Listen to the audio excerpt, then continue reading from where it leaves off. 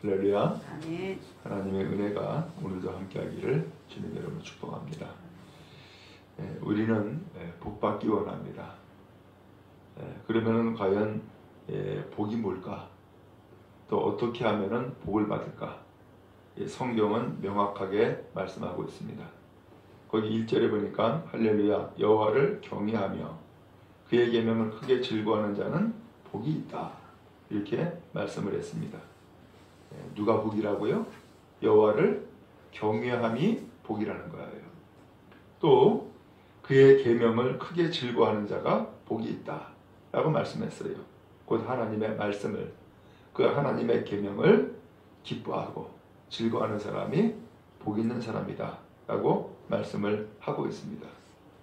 근데 세상은 뭐라고 얘기합니까?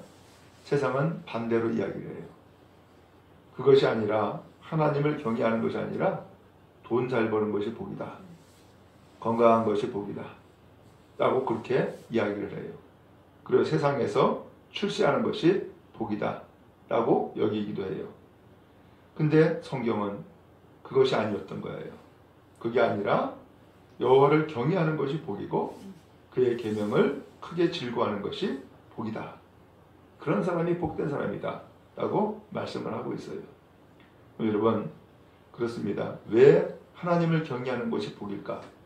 그 이유는 세상을 창조하신 것이 하나님이고 그 다음에 우리의 인생을 주신 것이 역시 하나님이에요. 그러므로 하나님을 띄워놓고서 인생을 복되게 산다? 그런 방법은 없습니다. 그런 길은 없습니다. 하나님과 연결되어 있는 삶이 복 있는 겁니다. 세상은 많은 사람들이 생각을 합니다. 내가 착하게만 살면 되지. 그게 아닙니다. 그리고 더 나가서 세상에서 돈 벌고 출세하면 되지. 그게 아니란 말이죠. 진정한 복은 마지막이 잘 돼야 되는데 그리고 또한 진정한 복은 60만이 아니라 영혼까지 잘 되는 것이 복 있는 것인데 그 길은 어디에 있느냐? 하나님을 경외함에 있다는 거예요. 그러면 하나님을 경외한다는 게 뭐예요? 하나님을 섬기는 거예요. 하나님께 경배하는 거예요. 왜냐하면 하나님은 우리의 생명이고 우리의 주가 되시기 때문이에요. 그러므로 예를 들어서 우리가 세상을 살아가는데도 부모와 떨어져 가지고서 잘 되겠다? 그런 법이 있어요? 없단 말이에요. 그런 법이 없어요. 그것은 길도 아니에요. 근데 내 생명에 그야말로 생명을 주었던 그 부모와 결별되어 가지고서 잘 되는 길을 찾는다? 그건 왜 그래요? 그건 물질 때문에 그렇거든요. 물질 때문에.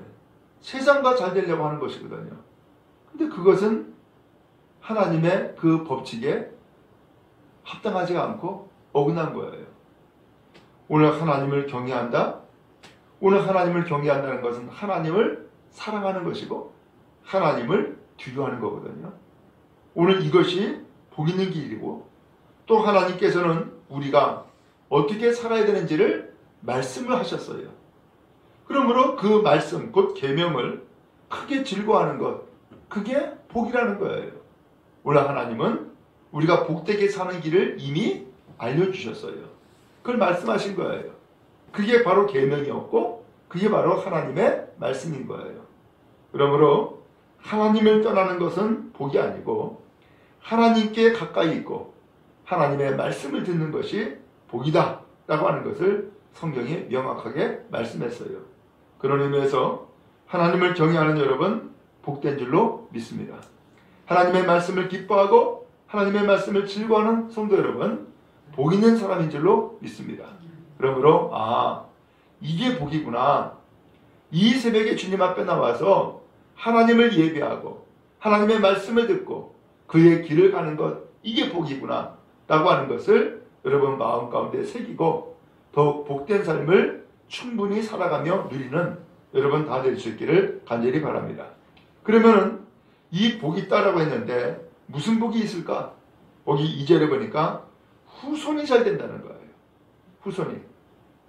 그래서 그의 후손이 땅에서 강성하며 정직한 자들의 후손에게 복이 있다 라고 했죠.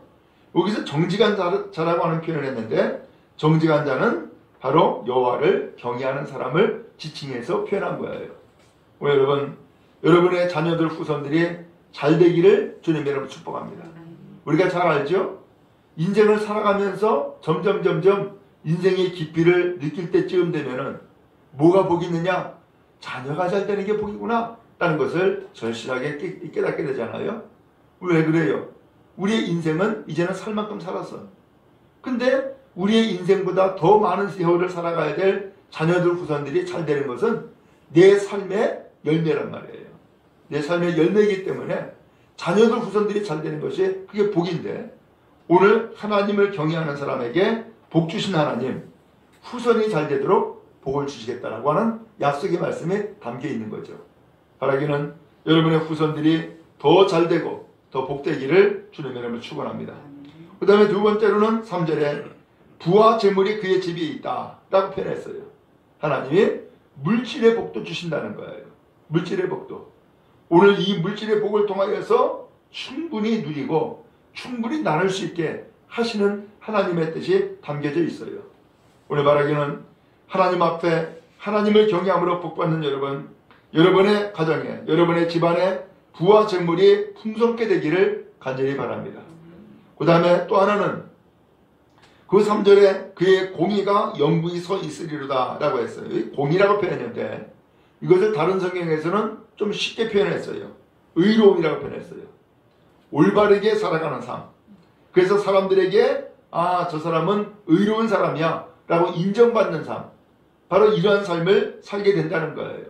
여러분 그래요?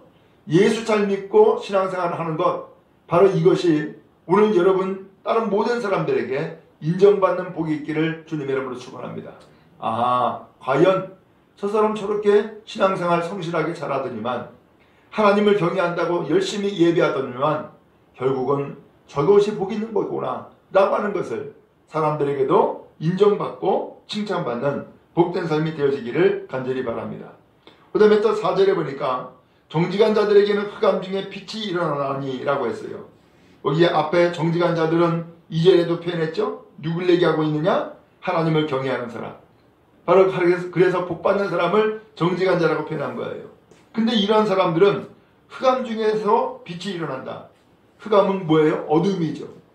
어두운 가운데서도 빛이 일어난다라고 하는 것은 마치 그 무대에 그야말로 주인공이 딱 들었으면은 조명이 쫙 비춰지는 것처럼 주변의 모든 환경과 여건들은 어두운 가운데 있다 할지라도 그 복받은 사람, 하나님을 경외하는 사람은 빛이 일어난다.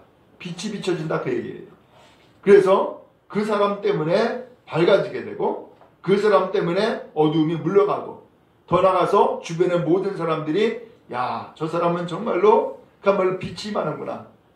하나님 앞에 복받은 사람이구나 라고 하는 그런 인정받는 삶이 이루어진다는 것을 말씀하고 있는 거예요. 그 다음에 또 5절에 보니까 은혜를 베풀며 꾸어주는 자는 잘되나니 그의 그 일을 정의로 행하리로다. 오히려 이렇게 복받는 사람은 은혜를 베푼다는 거예요.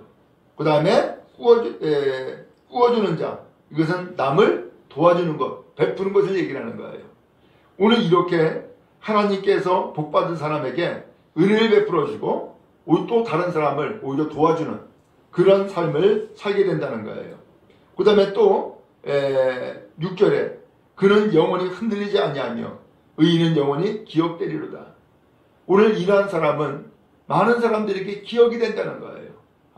저 하나님을 잘 믿은 사람, 그래서 결국은 복받은 사람, 나도 저런 사람처럼 신앙생활 잘해야지 라고 하면서 기억되는 삶을 살게 된다는 거예요. 그 다음에 또 7절에 보니까 그는 흉한 소문을 두려워하지 아니하며 여호와를 의리하고 그의 마음을 굳게 정하였다 라고 했어요. 흉한 소문, 그런 거 신경도 안 쓴다는 거예요. 그런 거 두려워하지 않는다는 거예요. 왜? 하나님을 의지하고 또한 그의 마음을 굳게 정하였도다. 나는 하나님을 철저히 믿을 거야 라고 하는 마음을 굳게 다짐하고 했기 때문에 세상 사람들이 뭐라고 이야기를 해도 거의 흔들리지 않는다는 거예요. 오늘 여러분의 믿음이 이와 같이 굳건히 서 있기를 간절히 바랍니다. 그 다음에 또 8절에 보니까 그의 마음이 견고하여 두려워하지 아니할 것이라. 그는 그의 대적들이 받는 보응을 마침내 보리로다. 이렇게 하나님을 경외하며 복받은 사람도 대적이 있는 거예요. 근데 그의 생애에서 뭘 보느냐? 그의 대적들이 하나님 앞에 보응받는 것, 그 결과 곧 하나님 앞에 그야말로 벌받는 것, 이것을 보게 될 거라는 거예요. 그 다음에 또 9절에 그가 재물을 흩어 빈궁한 자들에게 주었으니 그의 의가 영구히 있고 그의 뿔이 영광 중에 들리리로다. 그 재물을 나누어 가지고서 어려운 사람들에게 다 나눠줬다는 거예요. 결국은 그의 올바른 삶이 영원히 있고 영원히 존재하고 있고 그의 뿔이 영광에 들리로다. 그의 뿔이라고 하는 것은 그가 높임받는 걸 얘기하는 거예요. 그의 높임받는 것이 영광 중에 들린다. 결국 그의 삶은 이와 같이 복을 받아서 많은 사람들에게도 오히려 도와주고 베풀며 삶을 살게 될 것을 말씀하고 있는 거예요. 마지막 10절에 악인은 이를 보고 한탄하여 이를 갈면서 소멸되리니 악인들의 욕망은 사라진다 라고 표현했어요. 악인은 이렇게 하나님 앞에 복받은 사람을 보는 거예요. 근데 그 복받은 사람이 이것을 보고 한탄한다. 저 사람이 하나님 섬기더니만 잘 되거든. 그걸 보고서는 이를 갈고 한탄한다는 거예요. 마침내는 그 악은 소멸된다라고 말씀하고 있어요. 오늘 이와 같은 삶을 하나님은 복 있는 사람이다 라고 말씀하고 있어요. 바라기는 오늘 여러분 그런 의미에서 우리의 생애 가운데서 가장 복된 것은 뭐예요? 하나님을 경외하는 것이에요. 하나님의 말씀을 듣는 거예요. 그러므로 이 시간도 하나님 앞에 복된 삶을 사는 복된 시간 되어진 줄로 믿습니다. 예수 잘 믿으시고 하나님 앞에 복 받으시고 더 나아가서 세상에서도 인정받고 칭찬받는 또 여러분의 자녀와 후손들이 더 강성해지고 잘 되는 놀라운 축복을 누리는 은혜의 성도 다 되기를 간절히 바랍니다.